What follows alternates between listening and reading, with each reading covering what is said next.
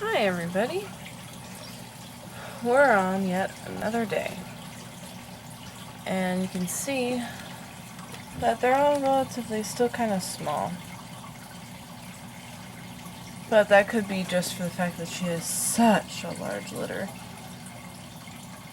And so such large litters, you kind of get really smaller pups, because there's so much milk that needs to be spread around. Fortunately though, I don't see any runts yet, which is quite amazing, because normally by now you start seeing some kind of runt. But I actually don't see any runts right now, which tells me that she's evenly spreading her milk around, which is good. You can see they're all kind of sleeping right now. And then Gloria's just licking up a whole bunch of milk here, kitten milk, which helps her greatly.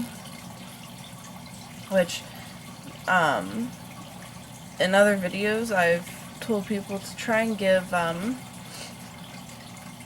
kittens milk or milk soaked bread at least 3 times a day, just because it gives them extra nutrition. And especially when they have larger litters like this, they tend to not want to move. So in which case, it's kind of nice to bring everything to them versus the opposite way around.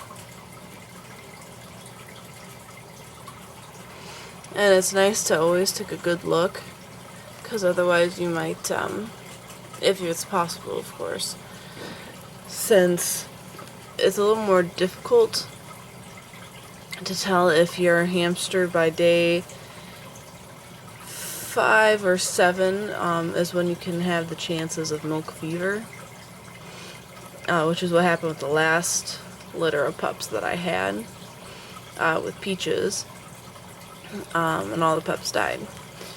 So it's kind of nice to try and see if it's possible to keep an eye on them at around day 5 through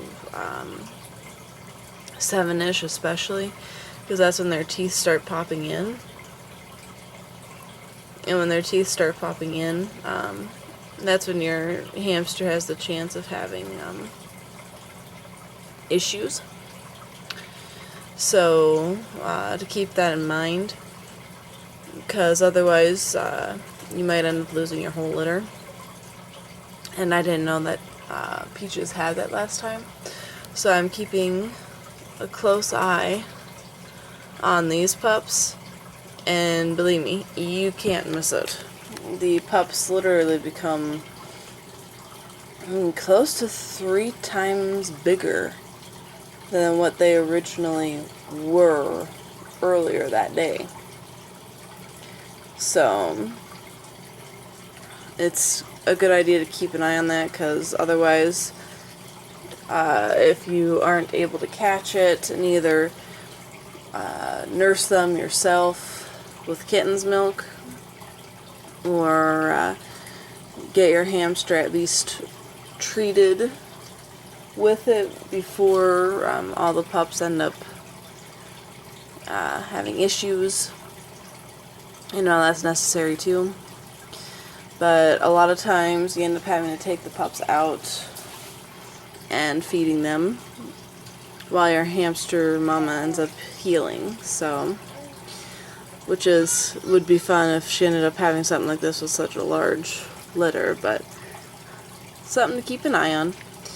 But that's going to be the end of this video for now. Toodles, everybody.